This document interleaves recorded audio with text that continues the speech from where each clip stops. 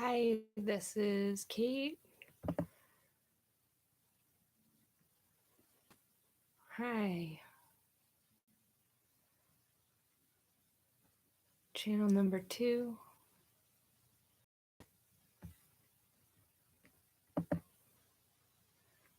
All right. Sorry for the slow getting started. I'm trying to stream onto two different channels at once. So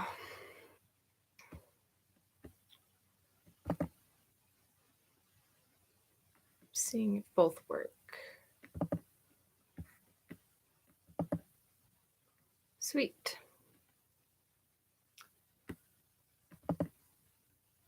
Thanks for joining me on these talks. I'm starting up a new channel organized with when I'm talking about my books.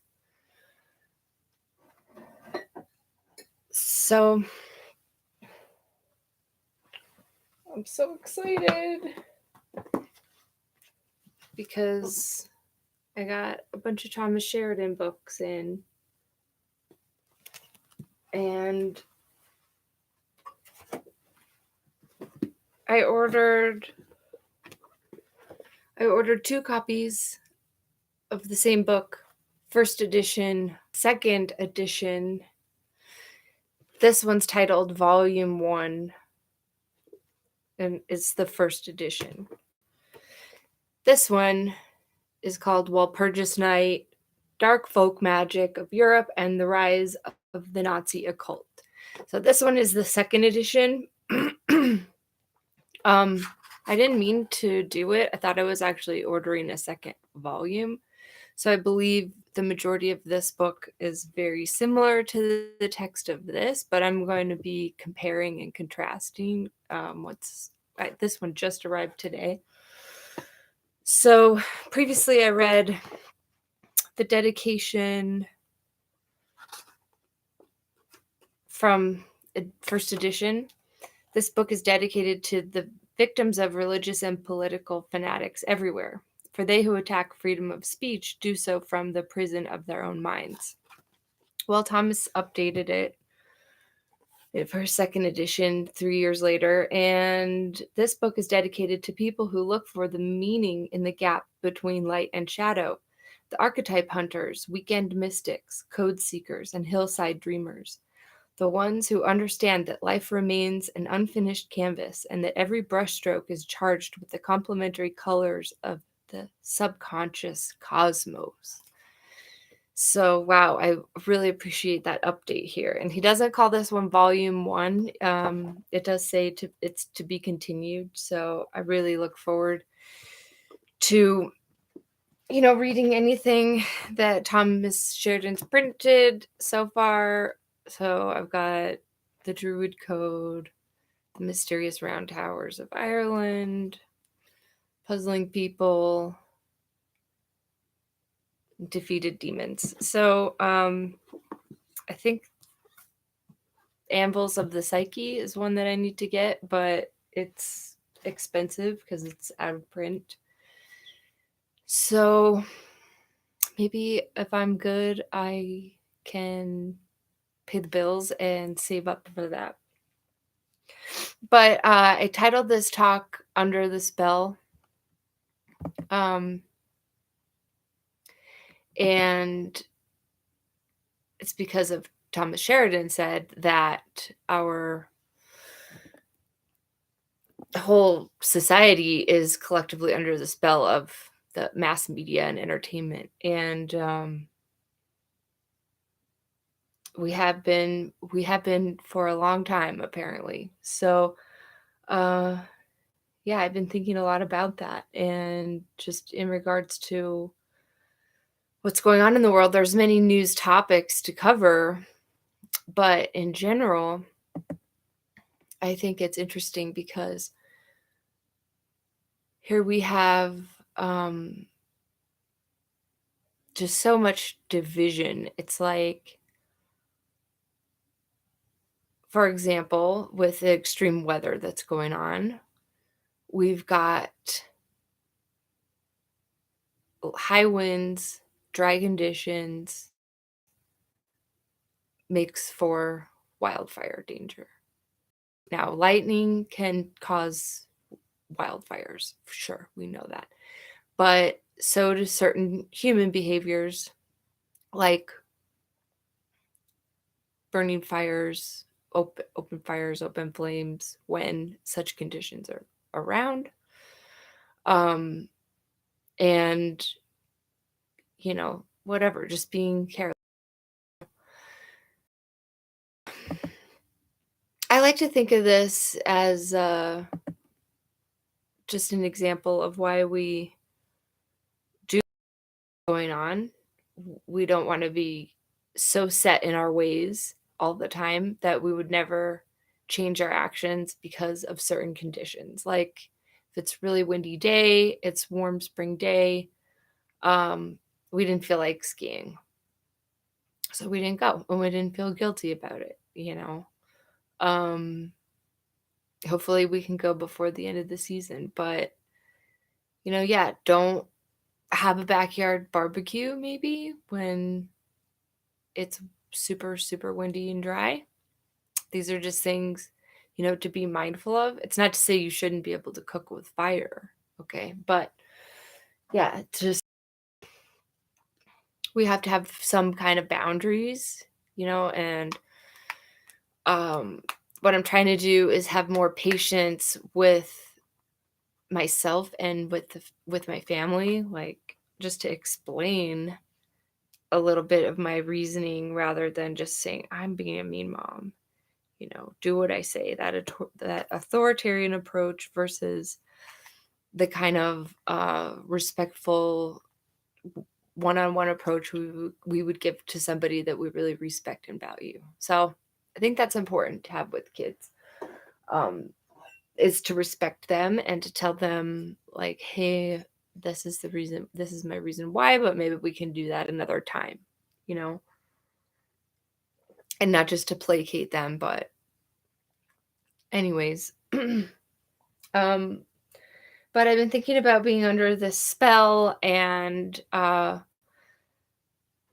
thing I was enlightened to today is just this idea of the people's people's extreme reactions to things, like when they just blow up publicly somewhat inappropriately. And it's like, why are you doing that? Why are you flexing? It doesn't make any sense. But then again, it does seem to be human nature, especially when fire conditions are like this, right? So I feel like the psychic weather report that Thomas Sheridan does is awesome, because you have to figure out a way to translate the things that are very complicated to someone in layman's terms. So that made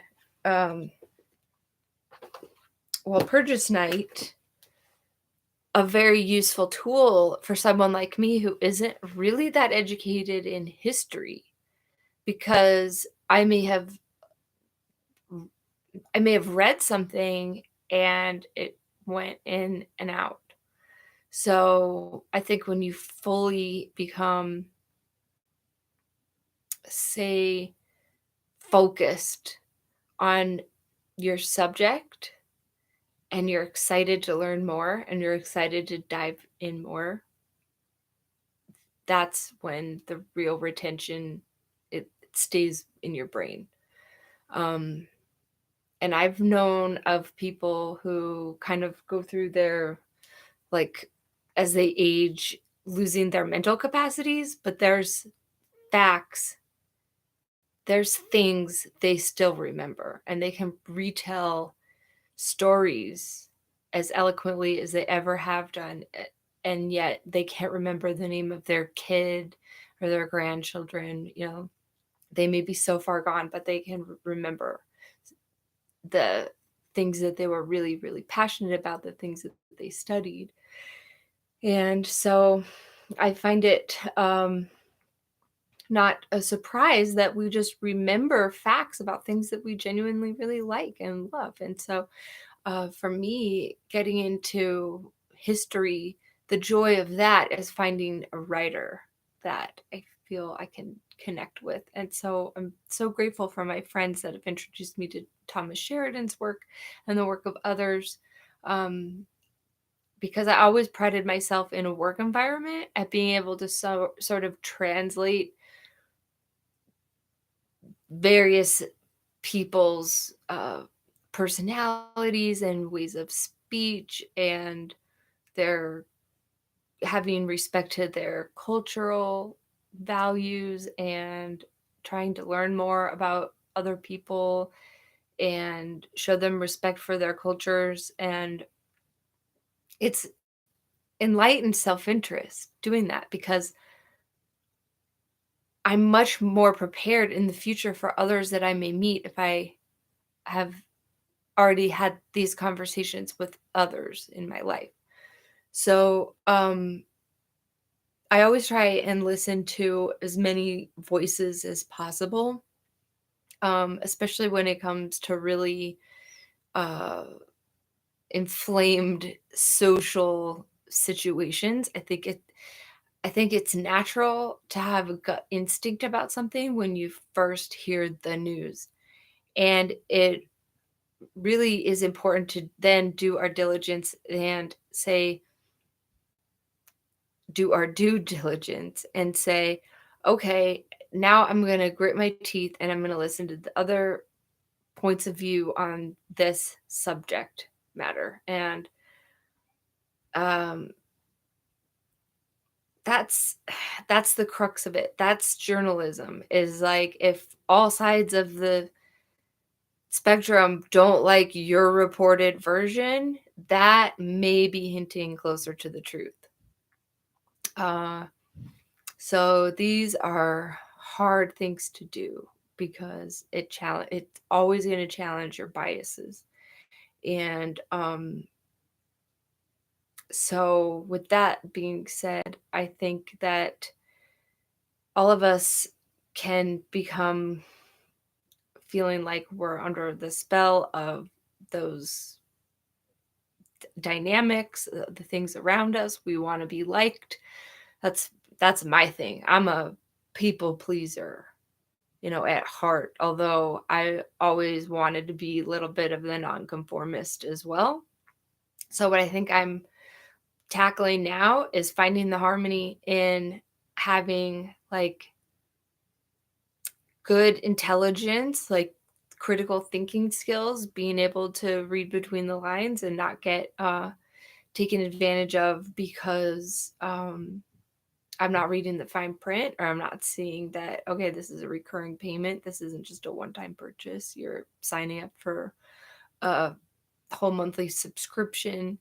Um, they're tricky, Any one of us that is smart gets duped every day into this kind of stuff. And that's why our lawmakers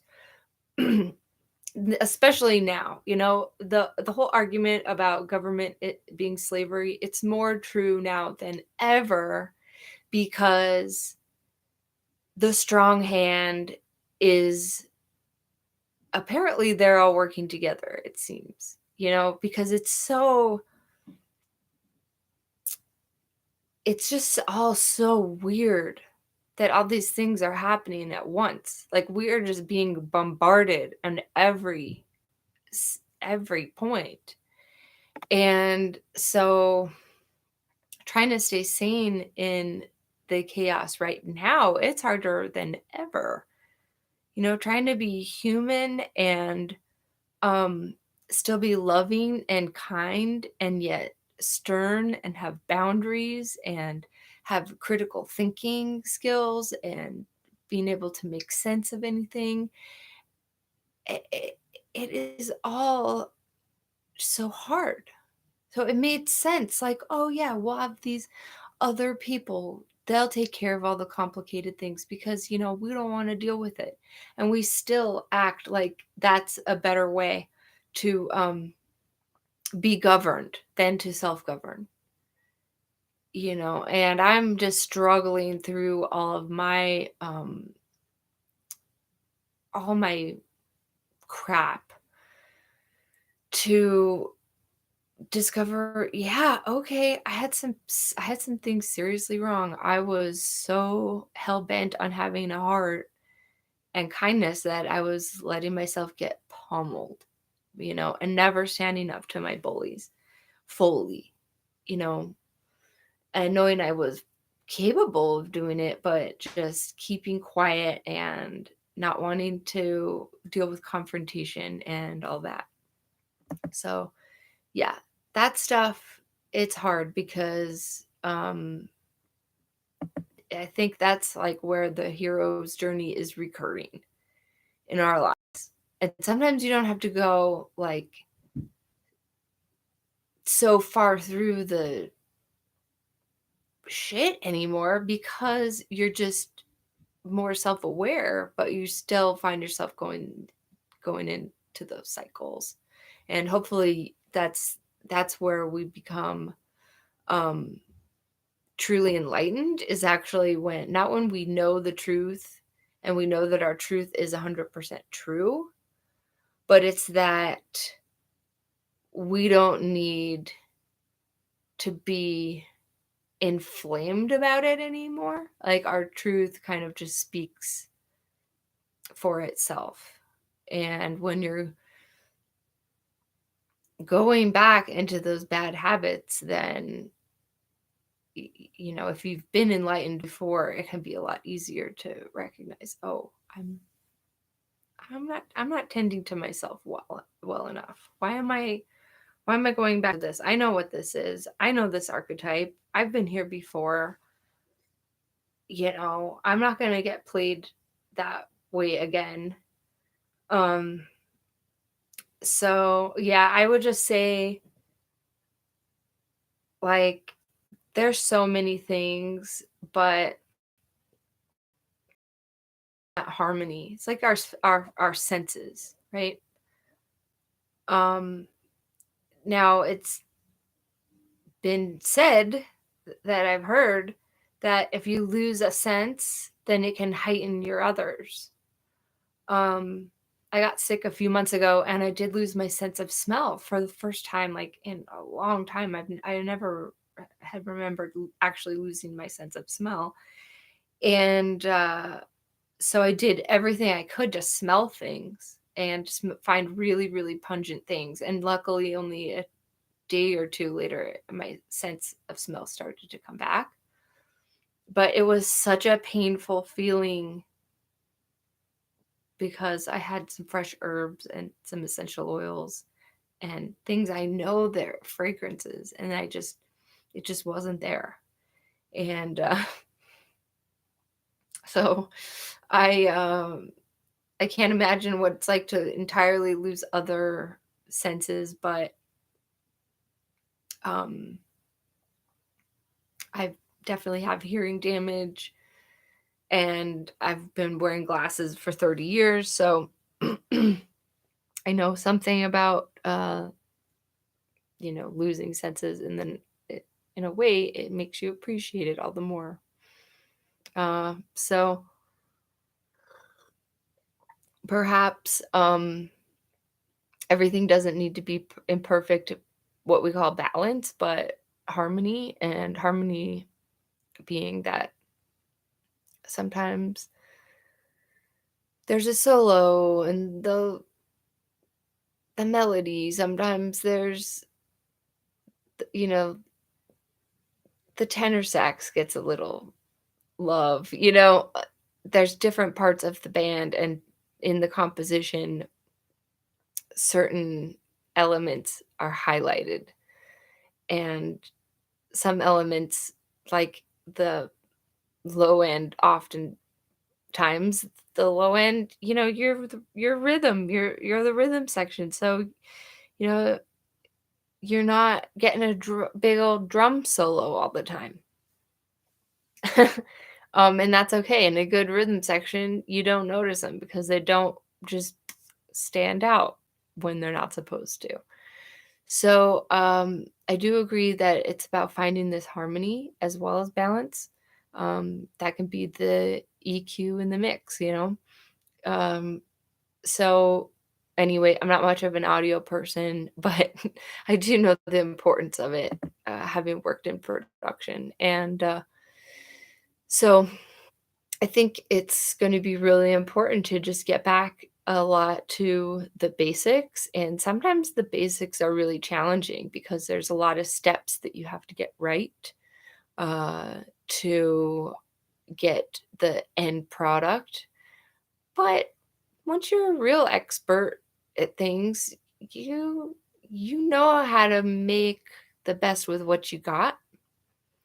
So I'm trying to stick to the basics. I mean, I've got a lot of things going on. I think I've always had a preparing for the end of the world mentality. I just had my head buried in the sand. Um, I knew that it was a possibility from a very young age that horrible things can happen because my bedtime stories from my grandfather were about the horrors of his mother's childhood. And you know, I'm sure it didn't help me sleep much, but I'm grateful for that because although getting good sleep is a foundation for good health, it's the foundation. Getting good sleep, good water, knowing how to breathe properly. I think I think those three things are more important than food. Um, because if you know a little bit about foraging and you know where you can find clean water, you can survive. You really can. Um, and that's that's what's gonna kill people. It's gonna be their mental toughness. It's gonna be that they don't have a balance in their critical thinking skills, their emotional, you know, ability to talk to different kinds of people with which they disagree.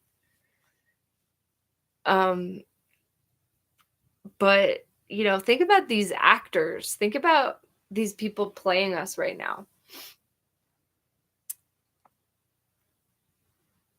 They they have a message that they want to present. And they're dead set on that working out. Now, we have some really scary news about what the insurance actuaries are looking at in terms of deaths of millennials, my generation.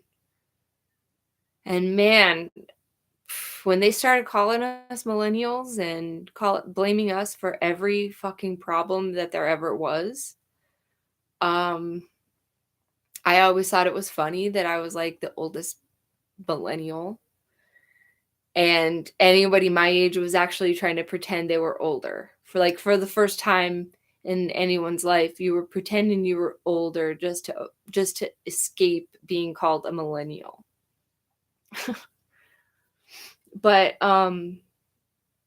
no, I think it behooves the author of the story to write to their audience.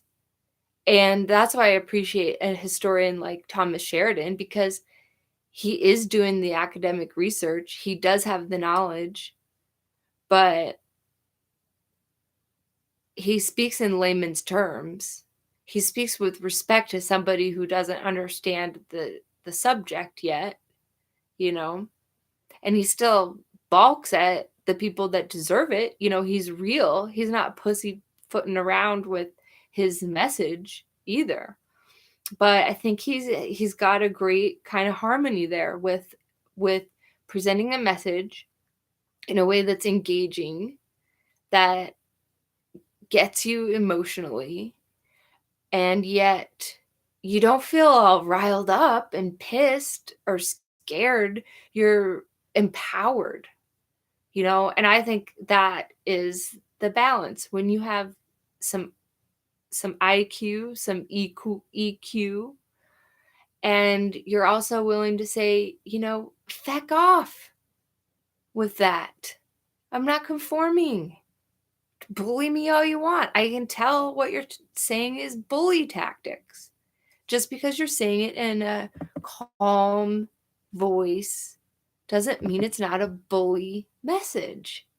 So we've got to be able to recognize those things. And they're coming from the people we love. They're coming from our best friends. And, we have to take it on ourselves to choose to be calm and collected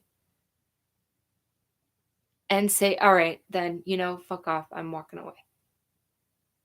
It doesn't need to be a screaming match, because then I think, you lose a would-be ally when you debase someone. But yeah, I think we're never going to be entirely out from under this spell upon us, because it's like the microplastics in our blood. It's too fucking late. It's already here. So, I would suggest, since they've found that mushrooms can remediate soil, I would suggest not just eating mushrooms. I would get yourself a bunch of mushroom supplements while you still can. I would get mushrooms in every form you possibly can. Go to Fungi Perfecti, Paul Stamets company, get it wherever you can get it, because they are on such a strong push to medicate us for life.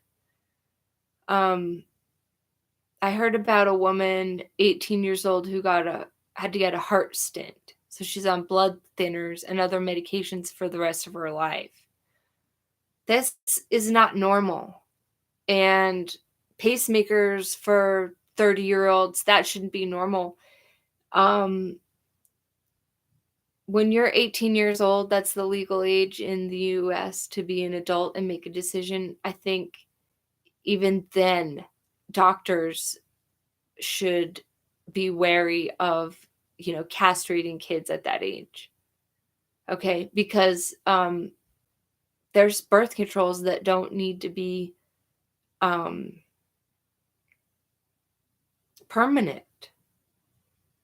Now, there's problems with those products too, but yeah, I remember when I was like 18, I asked a doctor about a woman getting her tubes tied at 18, if that was even possible. She's like, it would be so hard to find a doctor that would do that, because you're still, you're so mentally young. And that doesn't have anything to do with going through hormonal treatments to try and change, your bodily features to look one way or another. I just have so many questions, and I still have, so much love for people that are going through difficult things. I mean, I know that I can sound callous and insensitive, but yeah, that's life. Like, I'm trying to figure things out. And I still have a childlike mentality because of all the trauma I've continued to go through my entire life. So I'm finally starting to take accountability for that. And that's really hard. The hardest thing as a parent I've ever had to do is tell my kids, I just don't know about some hard questions, not stuff I can go and research, like biology facts or whatever. And even those facts are now just like topsy-turvy. Everything's wackadoo. So, I don't know, man. I think I agree with the idea of like really deschooling myself and deschooling my children, so that we can actually learn how to be critical thinkers. And I think one of the great tragedies is not being able to talk about philosophy. Philosophy's morphed into politics, and we pretend that politics is philosophy when it's absolutely not. So I'm going to continue to put myself out there and be totally vulnerable and at risk, because if I don't, I really fear what's to come for myself. If I don't try to finish waking myself up now, stop pretending that I'm asleep, stop pretending that I don't have to go to the bathroom. Just get up and go to the freaking toilet and just get rid of it. Get it out. Get it out there. And I'm not talking about the BS debasing stuff on Twitter and Facebook, and all of these social media platforms are so rotten. But there's a glimmer of hope, because there are people that are trying to take these long form conversations into the public perspective with no sponsors. Okay. And those are the ones I'm trusting right now. The ones that are promoting their own separate platforms and their other subscription channels, I get that. You're trying to do your own thing, and I fully support that. And if I could afford it, I would support a ton of content creators in that way. But in the meantime, I'm going to comment on their videos. I'm going to subscribe to them. I'm going to mention them in my talks here. I'm going to just give them all the energy that I have. And I'm going to buy their books and do whatever I can to engage in a public discourse that I can look myself in the mirror and be proud of. Because this other nonsense, all these protests all the time, all these rallies and everything, like all the virtue signaling every day, it is so stupid. I just can't. I can't. So anyways, I appreciate you checking this out. I'm going to end the weird woman stream now, and if you want to check out some more content on Kate Godina channel, that's where I really rant and rave about stuff. I'll see you there. Thanks.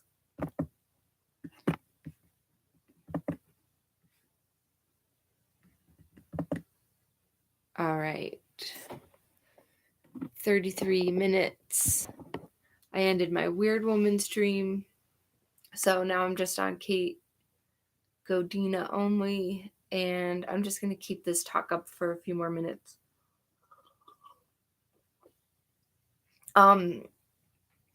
Yeah, this journey's been really, really interesting, and I just can't say enough about the charge I feel.